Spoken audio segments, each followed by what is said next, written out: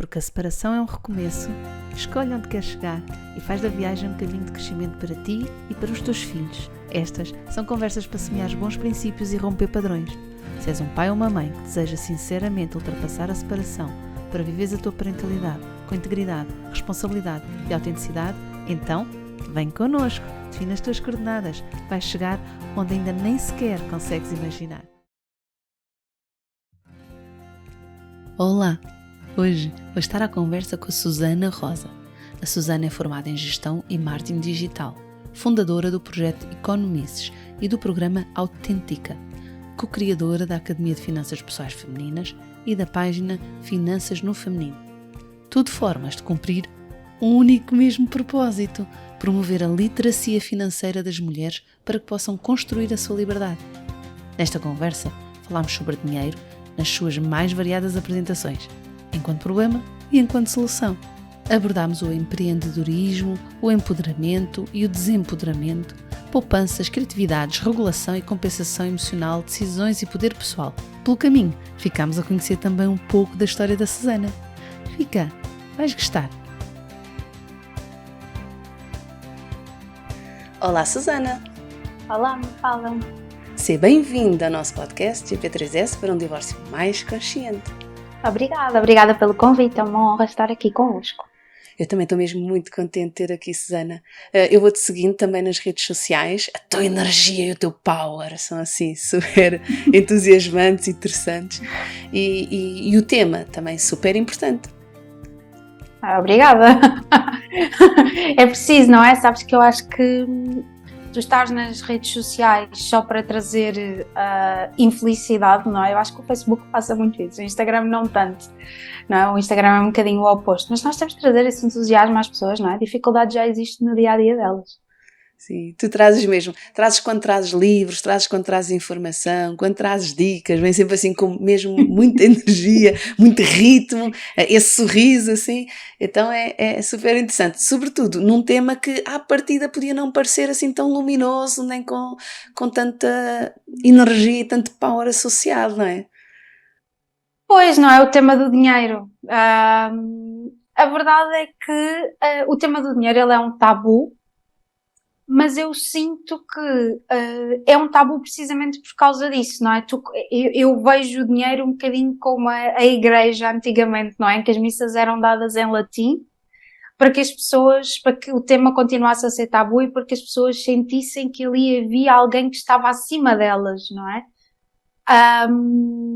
E atenção que eu sou cristã, portanto não é uma crítica à igreja em si, mas aqui à forma de atuação. E eu sinto muito isso na questão das finanças, que é as pessoas que falam sobre finanças são pessoas engravatadas, é a pessoa do banco, são pessoas que não têm brincos, não têm tatuagens, têm uma imagem certinha e falam o financeiros, um tema assim esquisito, uma linguagem esquisita, para que as outras pessoas não consigam perceber o que é que se está ali a tratar.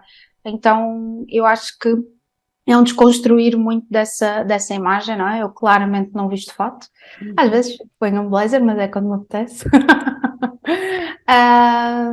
E falo uma linguagem muito simples para as pessoas, tento traduzir. E aliás, é uma coisa muito interessante, sabes que ao início eu era muito criticada porque eu não trazia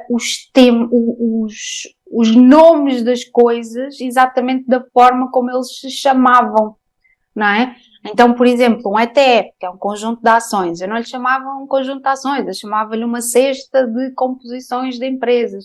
Então as pessoas às vezes diziam, nunca ouvi esse nome, isso não se chama assim, não é? E ao início, não é? Quando ainda não estava a construir as marcas, não é? Tanto o Economices como o Finanças, isso acontecia bastante. Hoje em dia, não sei se acontece ou sou eu que não ligo, ou se deixou de acontecer, mas sinto que já posso falar a minha linguagem, posso ter a minha postura, a minha presença, assumir-me como realmente sou e tenho a certeza que isso é um benefício para quem me ouve. Uhum. Qual foi a tua intenção ao fazer assim esse ajuste, essa transformação do vocabulário, não é, da nomenclatura? Qual foi a intenção?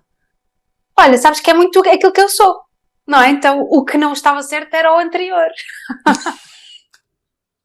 não é? Então, quem me conhece sabe que eu tenho um discurso muito fluido e não gosto nada de usar palavras caras, embora eu gosto muito de ler e, portanto, não quer dizer que não as use porque não as sei ou não as saiba, não é? Mas eu sinto que eu chego muito mais às pessoas se explicar as coisas como se estivesse a falar para uma criança de 5 anos. E não estou aqui a tirar qualquer tipo de... Ou seja, não estou aqui a passar um atestado de incapacidade às pessoas. Uhum. É algo que as pessoas não é a área delas, não é? Então é natural que as pessoas não saibam sobre essas áreas. E eu também gosto que falem comigo como se eu fosse uma criança de 5 anos, quando estão a falar comigo sobre coisas que eu não faço ideia o que é que são. Porquê? Porque é muito mais fácil de percebermos, não é? Então, acho que é um bocadinho isso. E, portanto, fazer essa migração para mim foi perfeitamente natural, porque eu sou assim. Então, para tornar mais acessível também o vocabulário, mais do que ser por um vocabulário parco, é mesmo, não, tem mesmo a ver com a acessibilidade e para todos podermos entender melhor, não é? Fica mais visual, quando tu falaste aí da cesta, e, fica francamente mais visual do que um conjunto abstrato. E quem é que não gosta de exemplos, não é? E de trazer, olha, era uma coisa, eu sempre fui boa à matemática, mas nunca gostei de matemática. Mas tinha, ou seja, o que é que eu percebi muito cedo? Que se eu treinasse, eu conseguia desenvolver as minhas capacidades para ser boa naquela disciplina. Portanto, não tinha necessariamente que gostar, era que fazer o que precisava de ser feito, que era fazer os exercícios. Mas irritava-me, uma coisa que me irritava imenso era, e lembro perfeitamente, era a matéria do 12º ano, vê lá os anos que isto já não foi, que era as figuras abstratas, ou aquela, tinha o eixo do X, do Z, e o eixo do X, do Y, não é? Depois tinha o eixo do Z, então eram as figuras abstratas, e pá, e aquilo para mim não me fazia sentido nenhum, irritava-me. Porquê? Porque eu sinto, e hoje em dia, depois, isso também me aconteceu na faculdade, não é? Porque eu fiz gestão, eu cheguei a ter uma cadeira que era matemática teórica, para tu conseguires perceber a complexidade da coisa. Aliás, era matemática 1, matemática 2, e as duas tinham vertente teórica, portanto, e chateava-me não haver o lado prático daquilo que se estava a ser explicado. Ou seja, para que é que isso serve? Para que é que eu quero saber uma função gigante, ou para que é que eu quero saber o que é que são senos e cossenos e tangentes, se eu depois não consigo trazer isso para o meu dia-a-dia, não é? Então, eu sinto muito isso com a questão das finanças. As pessoas não tiveram finanças na escola, não é? O que é triste, de alguma forma, porque o dinheiro nós lidamos com ele a nossa vida inteira. Nem que fosse, ok, eu já não digo falar sobre investimentos, mas falar sobre, por exemplo, o preenchimento do IRS era fundamental, não é? Porque é uma coisa que nós vamos fazer, é uma obrigação legal, é um cumprimento legal, não é? Então, as pessoas deviam saber como é que se faz. E eu sentia muito isso, que as pessoas chegavam ali a uma determinada altura da vida delas, nunca ouviram falar sobre aquilo, só ouviam falar que recebiam o dinheiro ao final do mês e que depois o dinheiro servia para comprar coisas, não é? Mas depois, às vezes não tinham, quando tu falavas de uma outra forma de pensar, porque dinheiro é muito mindset, sabes? A forma como tu gastas o teu dinheiro é muito a forma como tu pensas o teu dinheiro, não é? Então, as pessoas não tinham aqui o lado prático do, ok, isso é tudo muito bonito, mas como é que isso se traduz, não é? Como é que se traduz em, olha, uma coisa tão simples como, eu não odeio a expressão ganhar dinheiro, não é? Quem ganha dinheiro são crianças. Tu ganhas dinheiro dos teus pais, dos teus avós. Nós adultos fazemos dinheiro, ok? Então, tu passares a imagem às pessoas, não é? Tu fazeres as pessoas perceberem que, primeiro tu fazes dinheiro e depois como é que tu fazes dinheiro, não é? Porque nós estamos habituados ao pai-estado, não é? Passamos do pai e mãe que nos fazem ganhar dinheiro para o pai-estado que nos faz ganhar dinheiro, trabalhamos ou não pelo Estado, porque depois existem todos os apoios do Estado aos trabalhadores, não é? Então nós estamos sempre na onda do ganhar, não é? E é preciso explicar isto às pessoas e é preciso trazer isto para a realidade das pessoas e dizer, olha, deixaste de ser ter pai e mãe, não é? És uma pessoa adulta e agora o que tu fazes é dinheiro e tu tens responsabilidade pela tua carreira, por te desenvolver, por seres empreendedora, seja na tua vida, seja como trabalhadora independente, ou montando a tua empresa, ou seja a trabalhar por conta de outrem, porque tu podes ser empreendedora a trabalhar por conta de outrem, então o que tu fazes é dinheiro. Pronto, e trazer estes exemplos todos, não é? Eu acho que é fundamental para as pessoas perceberem, porque as pessoas nunca pensaram sobre isto. Sim, isso do fazer dinheiro é super interessante. Fez-me lembrar também um exemplo que o Mário Cortella dá. Nós dizemos que o leite, que as vacas dão leite. As vacas não dão leite, nós é que vamos lá buscar o leite à vaca. A Essa vaca não dá palestra é leite a incrível. ninguém, não é? Essa palestra dele é Tá incrível, brutal. incrível, incrível, sim. É. E agora fizeste-me lembrar também do nós fazemos dinheiro, qual ganhamos dinheiro, de facto. A não ser que nos saia ao Euromilhões, não é? De outra maneira, não é ganhar, é de facto produzi-lo. Super interessante. De onde é que veio este teu interesse, Susana, pelo dinheiro e pelas finanças? Quando é que Olha, isso apareceu? eu decidi, eu acho que sempre viveu uma empreendedora dentro de mim, não é? Então, eu lembro-me de ter 10, 12 anos e eu já fazia bonequinhas para vender à família. Então, eu sempre tive muito a ideia de que dinheiro é liberdade. Sempre. Para mim o dinheiro sempre foi sinónimo de liberdade, sinónimo de escolhas, de eu poder fazer escolhas na minha vida.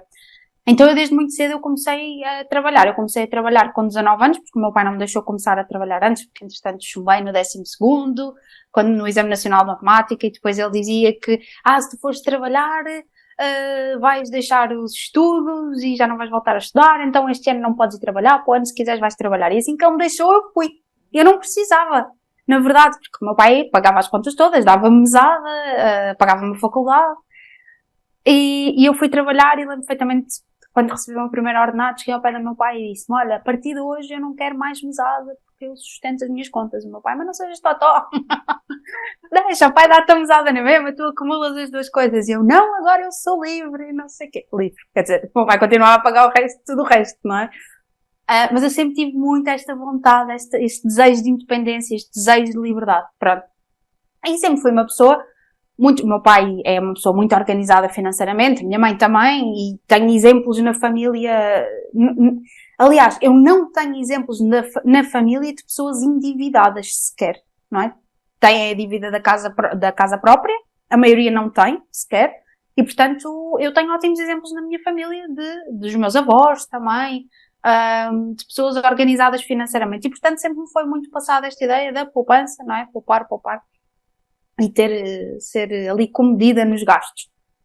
E a determinada altura comecei a perceber, também porque a determinada altura tive uma relação que não era propriamente assim a coisa mais satisfatória, não é? E comecei a olhar para estes dois lados e comecei a perceber que havia muitas mulheres, isto também acontece com homens, eu sei, mas na grande maioria nós sabemos que são mulheres, comecei a ver que havia muitas mulheres que mantinham casamentos porque não tinham condição para viver longe daqueles maridos. E muitas vezes, na grande maioria das vezes, maridos violentos, não necessariamente apenas fisicamente, não é? Mas maridos violentos também verbalmente, que às vezes nós tendemos muito a desculpar, não é? Quem cavalga por ali fora com aquelas palavras que, enfim.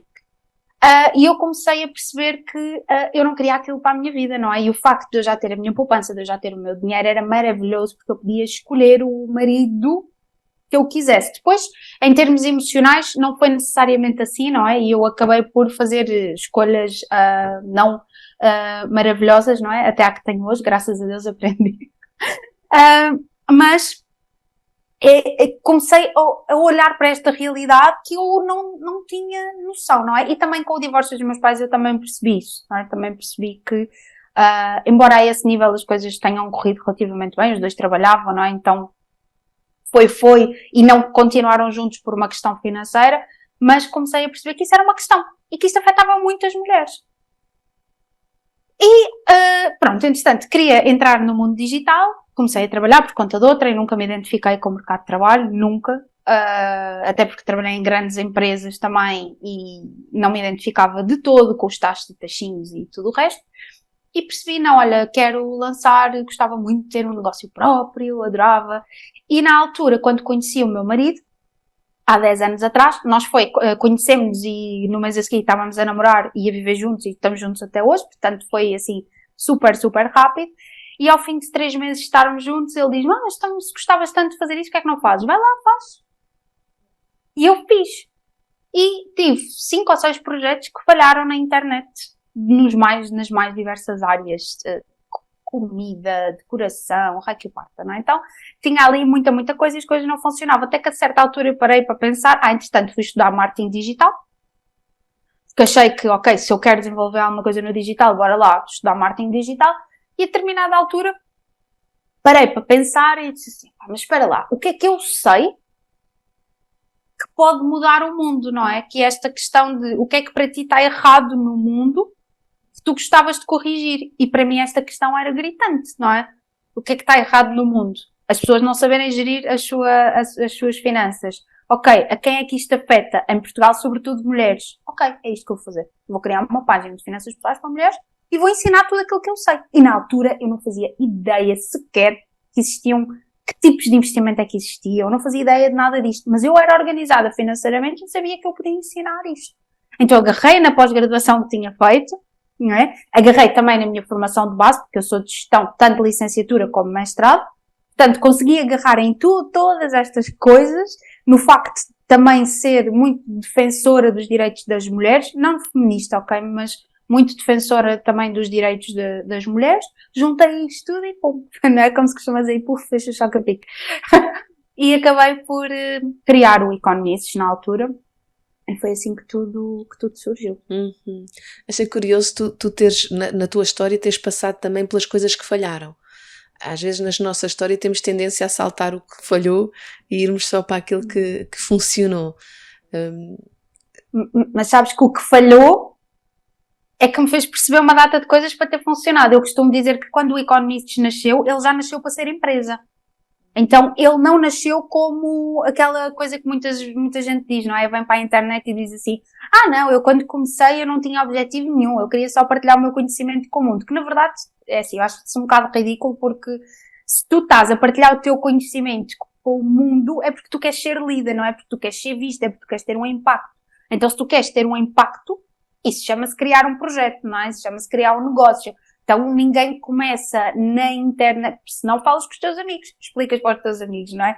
Então eu comecei a perceber que não era sobre esses projetos falhados, eles ensinaram muita coisa. Em primeiro lugar, que não era sobre mim, que era sobre os outros, era sobre causar mudança na vida dos outros, nas outras pessoas, não é?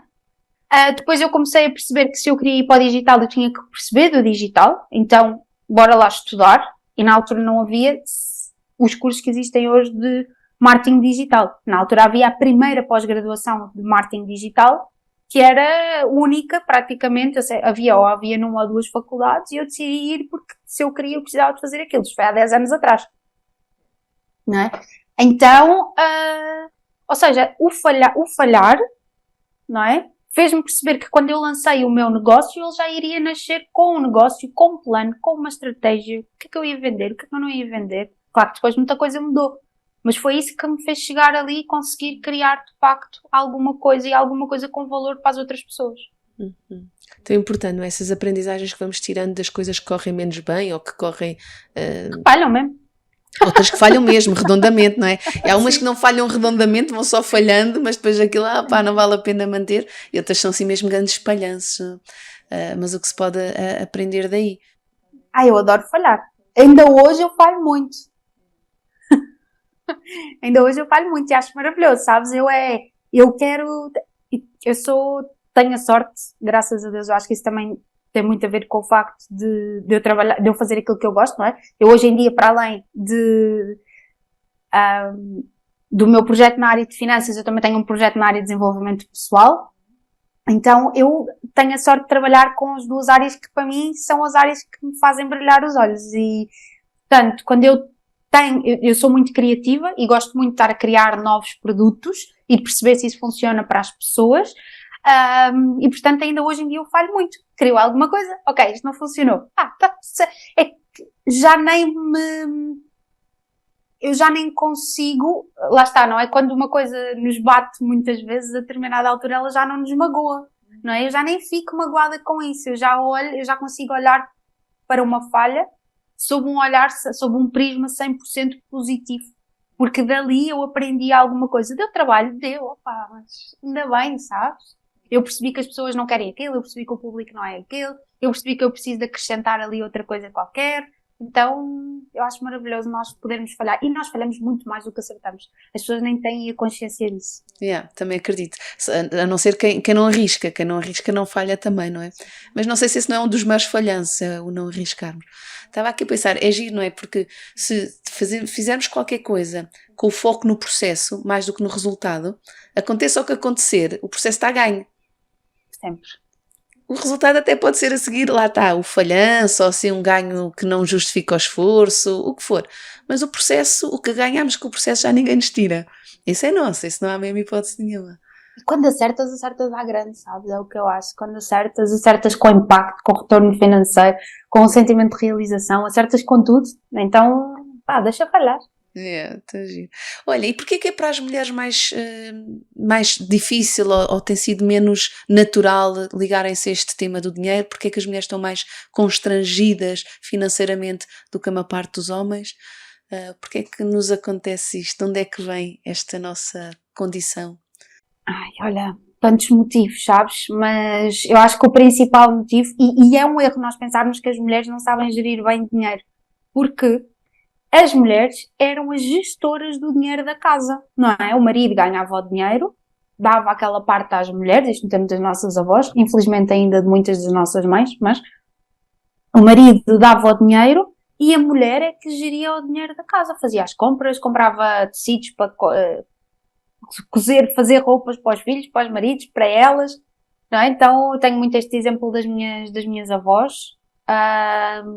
foram duas ótimas gestoras financeiras, sem terem ganho dinheiro, não é? Então, só que depois o que é que acontecia? Como era o marido que ganhava dinheiro, que trazia o dinheiro para casa, que fazia o dinheiro, não é?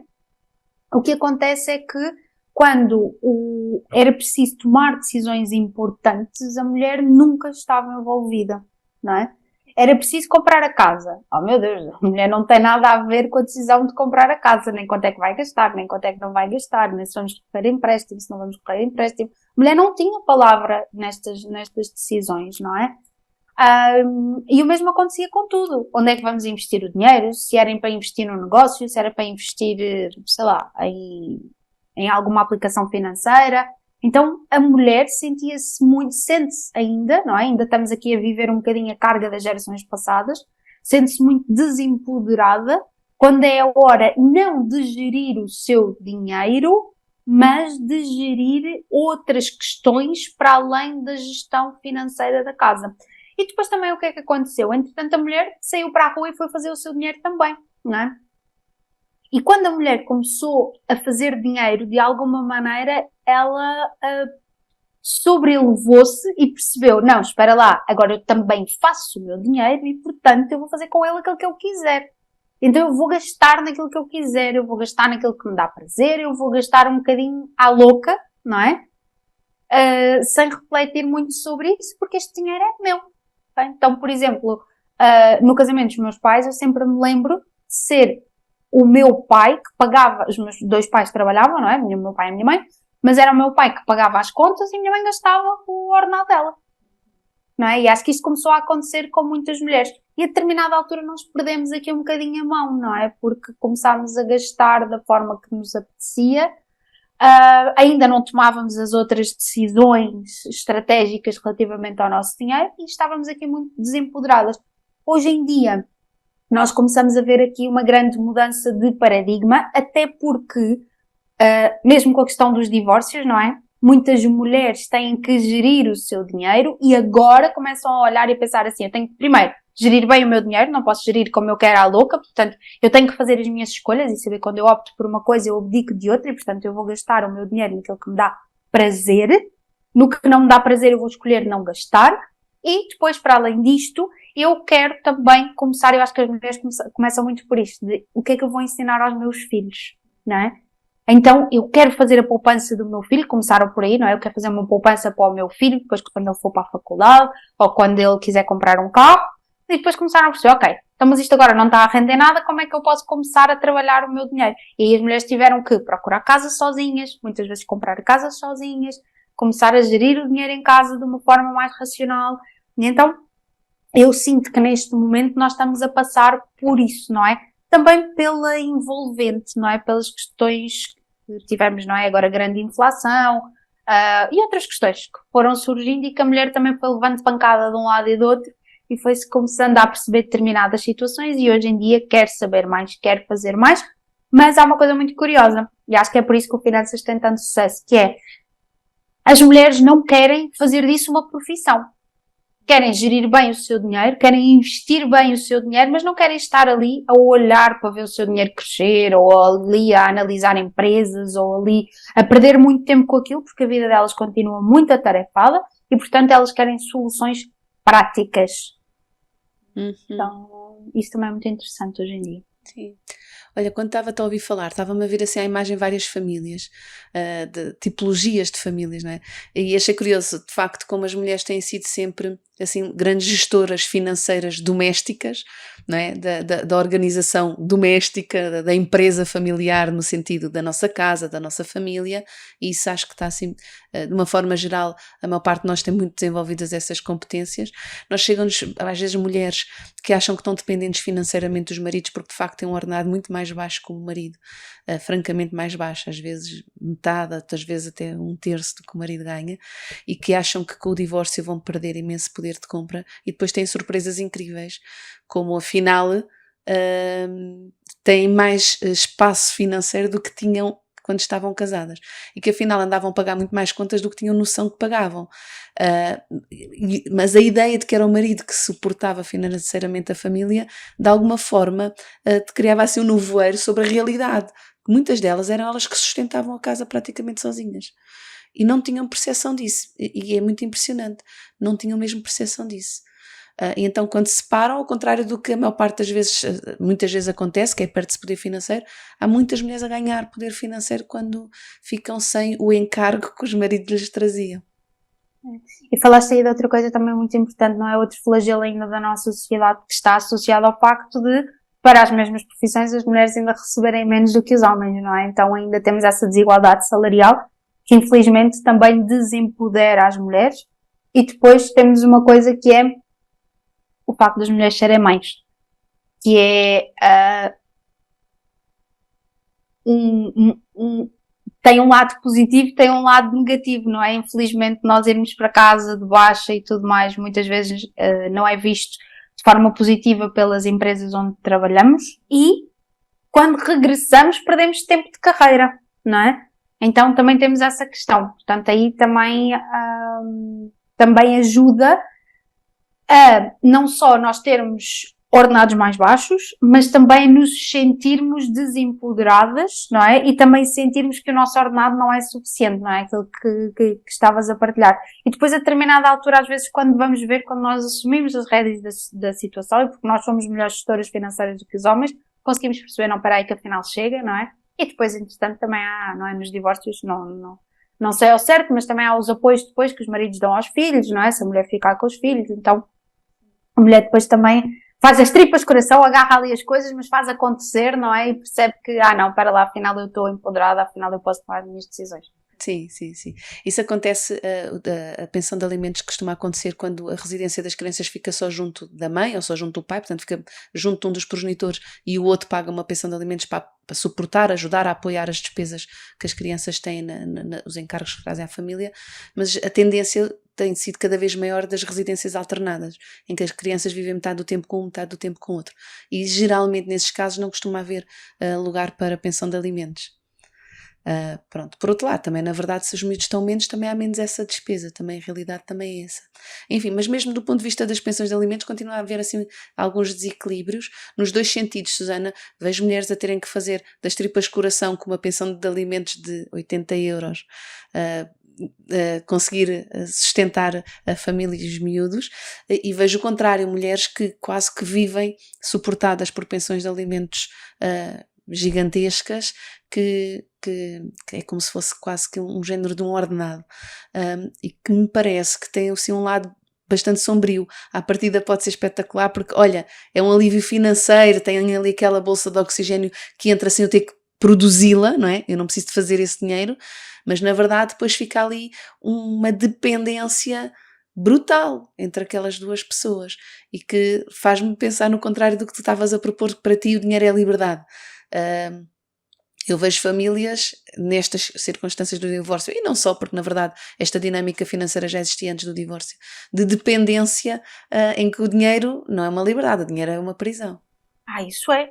Aliás, eu costumo dizer que o dinheiro, enquanto tu não passas a ser livre financeiramente, e não é independente, não é poderes deixar de trabalhar, é simplesmente seres livre financeiramente, o que para mim significa não teres dívidas ou teres apenas a dívida da casa própria, conseguires pagar as tuas contas e ainda conseguires sobrar todos os meses para poupares ou para investires, não é? Então, isto é tu construires uma liberdade de alguma forma, não é? E eu costumo dizer que até tu seres financeiramente livre, o dinheiro é um problema, não é? Ele não é uma solução quando tu passas a ser financeiramente livre, não é? Ele aí passa a ser apenas uma ferramenta, mas até tu seres financeiramente livre, ele é um problema e, portanto, lá está, não é? Aí a questão da dependência e do desempoderamento, não é? E das mulheres de facto estarem numa situação mais suscetível, não é? Àquilo que é o seu ambiente e àquilo que foram as suas escolhas até ali. Isso agora doeu, Susana, teres dito isso assim. Desculpa. Sim, é interessante, não é? Depois fazermos essa pausa que é ok, isto foi escolhas até aqui, portanto, como é que eu quero fazer daqui para a frente? Que escolhas é que vou fazer? Também estava a pensar que esta ideia de poder-se ganhar, fazer um investimento do dinheiro, fazer poupanças, isso parece relativamente evidente e simples para pessoas que tenham alguma folga financeira. Para outras famílias que têm ordenados bastante pequenos ou que têm muitas crianças a seu encargo, pode não parecer tão óbvio. Como é que dicas é que tens ou que sugestões é que há para estas famílias que têm assim o dinheiro assim todo mais à continha e que não têm assim aquelas folgas que algumas pessoas felizmente têm? Como é que podem começar a fazer escolhas diferentes para ganhar alguma margem e ir começando a criar aos poucos essa liberdade financeira? Olha, é tanta coisa, e sabes que eu acho que a resposta a essa também é capaz de magoar. Então vá, eu agora já estou pronta. Mas é tanta coisa. Olha, primeiro, nós somos péssimas a negociar aumentos salariais. Portanto, daí tem que vir em primeiro lugar, não é? Porque é a tua primeira hipótese. Vou negociar um aumento salarial. Mas, para eu negociar um aumento salarial, eu não tenho que negociar com base naquilo que é a minha vida. Eu tenho que negociar com base naquilo que é a minha competência. Com base naquilo que eu faço na empresa. Eu tenho que dar evidências de que a empresa tem uma mais-valia por me ter ali. Não é? Isto é ser empreendedora da sua própria vida. Okay? É chegar lá e dizer, eu assumi esta responsabilidade, esta, aquela, a outra, eu neste momento estou a formar esta pessoa, neste momento tenho esta equipa, eu assumi mais este cargo e, portanto, eu quero ser aumentada por isto. E trazer evidências, não é, a escola do meu filho agora está mais cara, o meu filho agora precisa de um aparelho nos dentes, a empresa não tem nada a ver com isso. Mas isto acontece. Sabes que acontece, estás-me a fazer que sim com a cabeça. Okay? Então, esta é a primeira. Vamos parar de mimimis, de eu tenho que me apoiar, eu sou uma vítima desta vida. Okay? Então, é assumir essa responsabilidade.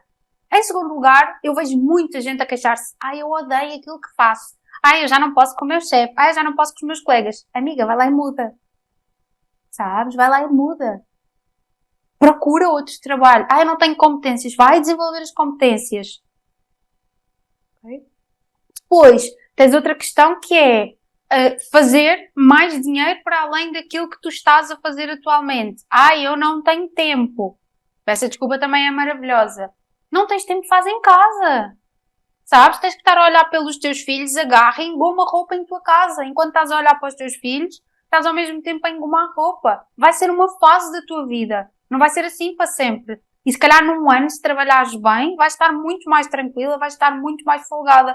E se calhar até encontraste ali um nicho de mercado, se calhar até estás a criar ali o teu próprio negócio e deixas de estar com aquele trabalho que tu odiavas, não é? E depois as pessoas têm muito esta questão do imediatismo. Eu quero criar um negócio porque aquilo vai dar dinheiro e é já, não é? Eu agora estou passada com o meu chefe, com os meus colegas e então eu vou-me despedir e vou criar o meu próprio negócio. E as pessoas não percebem, durante um tempo elas têm de facto que criar a estrutura. Durante um tempo vais sofrer, durante um tempo vai ser difícil, durante um tempo vais dormir menos. Não é?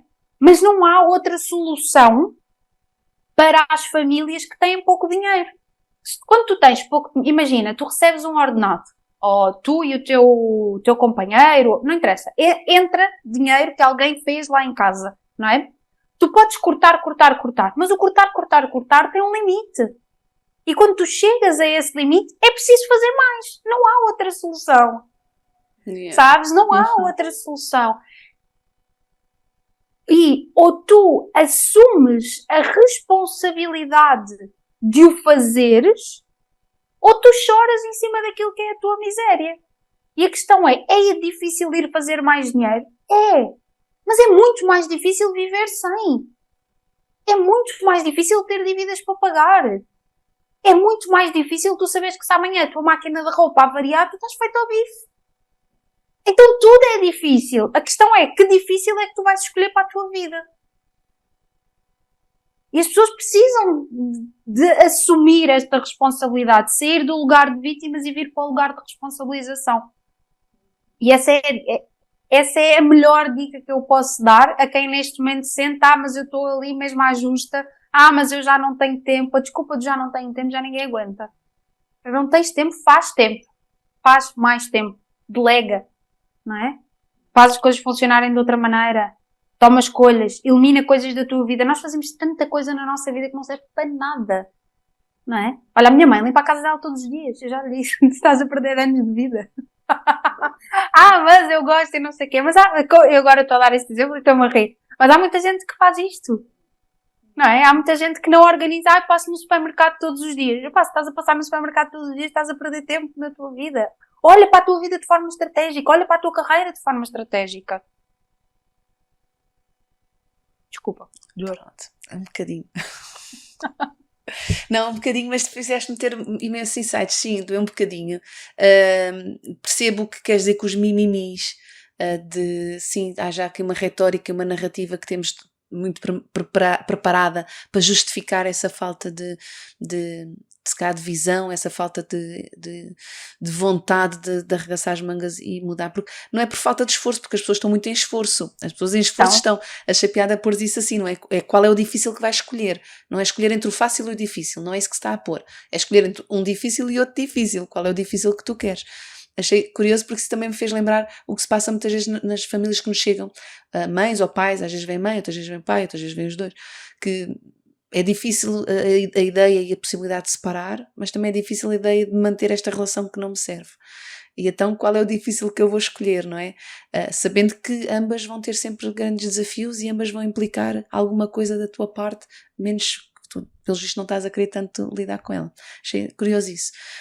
Também aparecem-nos famílias que estão a querer separar-se, mas precisam de criar condições para que isso seja possível, para que entre os dois difíceis não seja um muito difícil e outro, então equalizar um bocado ali a dificuldade. Então precisam de ganhar tempo e ganhar nesse tempo estrutura para depois poder ter essa liberdade, não é? E qual pode ser o plano de alguém? Tu já disseste aqui algo, já deste aqui bastantes pistas, não é? Uma é fazer mais dinheiro, pedindo um aumento por hipótese, baseado na evidência da tua mais-valia dentro daquela empresa, no que tu trazes a ganhar também àquele grupo e não tanto das tuas necessidades, porque isso para a empresa interessa menos, não é? Não interessa rigorosamente nada. O também cortar nas despesas, também ir cortando, mas há um limite a partir do qual não dá para cortar. E era isso, não era? Era produzir, ou produzir fora daquilo que pode ser a tua ocupação habitual de emprego, não é? Então produzir fora. Ok, já houve aqui uma série de dicas, mas depois há outras que às vezes têm a ver com que eu vejo, que é como é que depois faz essa gestão do dinheiro, porque se entra na conta corrente da família, aquilo acaba por se evaporar e depois continua a não conseguir ter a minha almofada que me levará à liberdade financeira. Por outro lado, se entra nas contas com outra pessoa, bem, como é que se vai fazer isto? Esta é outra. Olha, Susana, agora surgiu aqui outra, que é às vezes esta fusão do dinheiro de um e do outro, que às tantas deixa de haver espaço para a existência financeira individual. Tu estás a fazer assim um sorriso. É essa a questão, não é? Eu estou-me a rir porque eu se me fizesses essa pergunta há 10 anos atrás, eu iria responder de uma forma totalmente diferente daquilo que eu respondo hoje em dia, porque hoje em dia, não é? Eu vinha muito magoada do divórcio dos meus pais, não é? seja, eu aprendi muito com isso. Aliás, eu sou casada com separação total de bens e hoje em dia eu vejo as coisas de uma forma completamente oposta, não é? Então, eu não queria magoar mais o público. Eu acho que nós aguentamos, Susana. Eu acho que já estamos preparados. Vamos lá. Mas se calhar vai acontecer. Sabes que escolher alguém com quem tu partilhas a tua vida é uma decisão estratégica na tua vida. Okay? Então, não cases com alguém que não partilha dos mesmos valores que tu, que não está na mesma página que tu, que não vai dar o mesmo que tu. Então, isto não quer dizer que os dois têm que ganhar o mesmo. Mas quando tu vives em harmonia com alguém que partilha a vida contigo, sabes que eu sinto que as pessoas hoje em dia casam e vivem como colegas de quarto. Sabes? Em que esse dinheiro é teu, aquele dinheiro é meu, depois nós até temos ali o dinheiro conjunto, mas depois eu faço as minhas coisas, tu fazes as tuas coisas. E eu acho que hoje em dia a forma como as pessoas veem as relações está completamente distorcida, não é? Uhum. E na verdade, quando tu entras numa relação com alguém, vocês passam a ser um. Claro que cada um mantém a sua individualidade e é bom que assim seja, e até para a outra pessoa continuar a manter o interesse, as pessoas continuarem a manter o interesse umas nas outras, não é? Eu tenho os meus gostos, o meu marido tem os gostos dele, não é? E há ali conversa, e há conversa interessante sobre os gostos de uns, os gostos dos outros, os gostos comuns, ok? Mas tu estás a partilhar a tua vida com alguém. Quando deixar de fazer sentido tu partilhares, tu estares em comunhão com alguém, então tu deves sair dessa relação. Então hoje em dia como é que eu vejo a questão do dinheiro? Eu vejo que tu até podes ter a tua conta e o teu marido ter a conta dele. E está tudo certo. Mas o dinheiro é dos dois. O dinheiro pertence aos dois. Sabes? Se tu tiveres uma situação... Já me chegaram casos de mulheres que me perguntaram, casadas, que me perguntaram: o meu marido esteve desempregado, eu emprestei-lhe dinheiro e agora como é que ele me vai devolver esse dinheiro? Em prestações ou na totalidade? Ele não tem que te devolver dinheiro. Sabes? Isso não faz sentido. Os dois são um nessa questão, não é? Os dois são um a fazer um filho, os dois são um à mesa, os dois são um na questão financeira, não é? Então, quando deixar de fazer sentido os dois serem um a partilhar todas essas coisas que são comuns a um relacionamento amoroso, não é? Então já não vale a pena estar nesse relacionamento amoroso. Okay? Mas perguntavas-me tu também como é que se prepara, não é? Numa situação em que as pessoas se querem separar. Eu acho que quando as pessoas se querem separar, já os dois perceberam que se querem separar. Não, nem sempre, não é? Nem sempre. Sim, nem sempre, porque há um mecanismo que muitos de nós às vezes utilizamos, que é a negação, o evitamento. Portanto, eu acho que de alguma forma se intui que há alguma coisa que não está bem, raramente acontece um querer separar e o outro estar a leste do paraíso, tipo, nunca imaginei que houvesse... Acontece, mas também raro. as pessoas, é raro, e também as pessoas quando depois têm esse embate, começam a olhar para trás e pensam, de facto havia ali alguns sinais, eu é que não estava a valorizar, não estava a interpretar, não estava a compreender o que é que eles queriam dizer. Mas também não é muito comum, Susana, virem os dois em simultâneo, também na mesma página, usando aqui a tua expressão, em que há um que para ele a solução é mesmo separar e para o outro pode não ser, ou um ter total convicção de que se quer separar e o outro não ter, e acontece outro fenómeno que é dificílimo, que é há uma pessoa que não se quer separar, mas já percebeu que a outra quer, e já percebeu que não há volta a dar, mas a outra não faz nada por isso, e então quem não quer separar acaba por tomar a dianteira e decidir pelo outro, que é, olha, isto já não é casamento, tu não estás no casamento comigo, tu queres sair do casamento, não fazes nada para isso, olha, toma a iniciativa e vamos acabar com isto, sendo que não era essa a sua primeira opção. Portanto, há aqui muitas variáveis, mas a nossa maior experiência é quando vem uma pessoa à procura disso, sem a outra, e que precisa de ganhar esse tempo para se estruturar. Há pessoas que vêm para vir e olha, quero-me separar, quero-me divorciar, vamos começar, bora. Há outros que vêm para saber como é que é. Quando sabem como é que é, pensam, não vou conseguir fazer isso já. Preciso de me organizar para conseguir fazer isso. E às vezes preciso me organizar há 1 ano, há 2 anos. Certo, mas é isso. Mas sabes que aí eu acho que a melhor solução é conversar com a outra pessoa. Ou seja, e daí até pode vir uma reconciliação. Conversares com a outra pessoa e dizeres, pelo menos era o que eu faria se estivesse nessa situação. Chegar à outra pessoa e dizer, olha, o casamento acabou, não é? Mas vamos estrategicamente pensar que nem eu nem tu conseguimos neste momento sobreviver sozinhos. Então, vamos separar-nos e continuar a partilhar a casa durante o tempo suficiente para que um de nós, porque às tantas se calhar um vai tentar ser mais rápido do que o outro para sair daquela situação, não é? Mas vamos tentar perceber de que forma é que ao longo do tempo nós nos conseguimos separar aqui em termos financeiros. E porquê é que eu digo isto? Eu digo isto porque se tu partilhavas as tuas contas conjuntas e se tu partilhavas desta ideia que eu te estava a dizer, não é, de nós vivermos em comunhão, então tu também tens maturidade para ter esta conversa. E se não tens maturidade para ter esta conversa, muito provavelmente tu também não tens as contas em comum. E aí partes para a tua jornada sozinha de dizer, ok, eu recebo o meu ordenado, vou contribuir para as despesas da casa e o resto eu vou poupar, o resto eu vou fazer mais dinheiro, o resto eu vou fazer o meu plano a 1 ano ou 2 anos. Não é? Portanto, tens sempre estas duas alternativas. Ou já tinhas a maturidade para viver em comunhão e aí tens a conversa e percebes, olha, não vai funcionar. Ou então tens a outra opção. O dinheiro já era meu mesmo, não é? Então eu vou continuar a contribuir e ao mesmo tempo vou fazer por sair.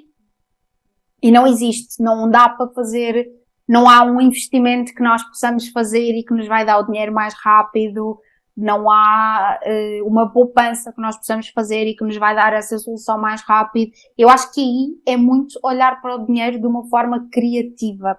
E como tu há bocadinho estavas a partilhar, não é? Às vezes há mulheres que depois percebem que a seguir ao divórcio estão muito mais empoderadas financeiramente do que o que julgavam estar, e aí é a mulher tentar perceber isso de forma criativa. Ok, se eu sair hoje de casa, o que é que eu tenho, não é? Ok, nós temos aquelas poupanças que é dos dois, aquilo vai ser dividido, portanto eu tenho aquele dinheiro, eu também tenho o meu ordenado, então deixa-me procurar casas numa determinada zona e perceber quanto é que eu vou pagar pela casa, ok, eu vou pagar isto, mais as contas vou pagar isto, ok, então eu preciso disto, mais isto, não é? E se vão perceber que pensando criativamente, porque o que elas estão a fazer é dar um problema ao cérebro, então em vez de estarem a pensar em coisas que não vale a pena, conseguem estar a pensar numa coisa que vai trazer uma ajuda real e estratégica para a sua vida e dessa forma conseguem encontrar uma solução até muitas vezes mais rápido do que aquilo que nós imaginamos. Às vezes a mulher até vai perceber, ok, se eu sair, mas eu conseguir ter um part-time, eu vou conseguir suportar as minhas despesas. Então, se calhar tenho é que sair desta zona onde vivo, se calhar tenho que...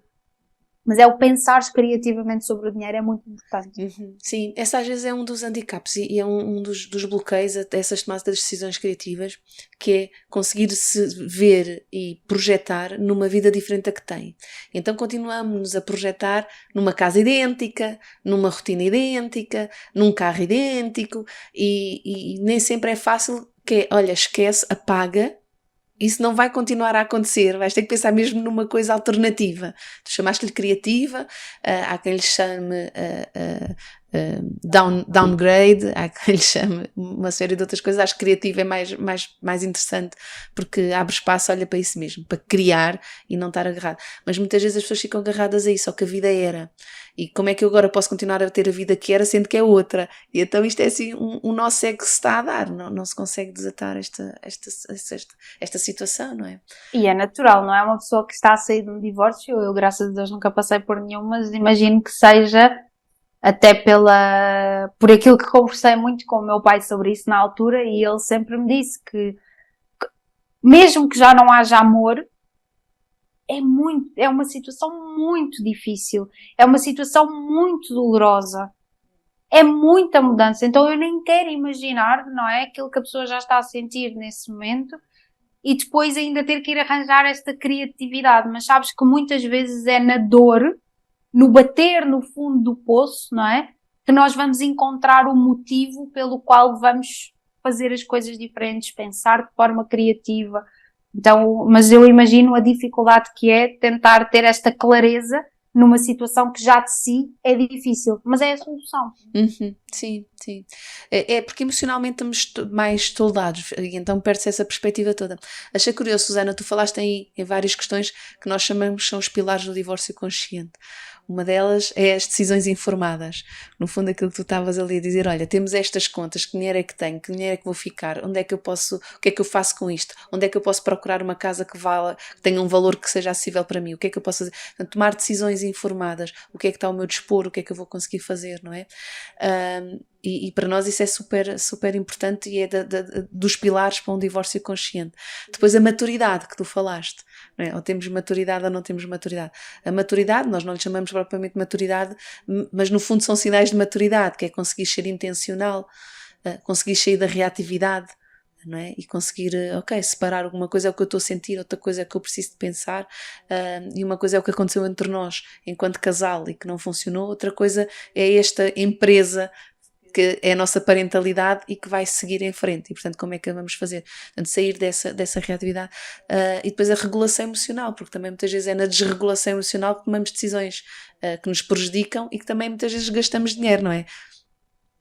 Também se gasta muito dinheiro na desregulação emocional. É verdade. Aliás, isso acontece muito, por exemplo, não só com os divórcios, não é? Porque quero compensar-me porque estou a passar por uma situação complicada. Às vezes isso até acontece em casamentos que deveriam ter dado origem a divórcio e ainda não deram, não é? Então, como eu sou infeliz em casa, eu vou-me compensar e gastar dinheiro. E gastar dinheiro é nas mais diversas coisas, desde a comida, não é? O vício da comida, procurar o conforto na comida. E aí eu já não cozinho em casa, eu vou comer fora, eu como aquilo que eu quero, eu como os doces, eu vou, não é? E então aqui a compensação financeira associada também à compensação da comida.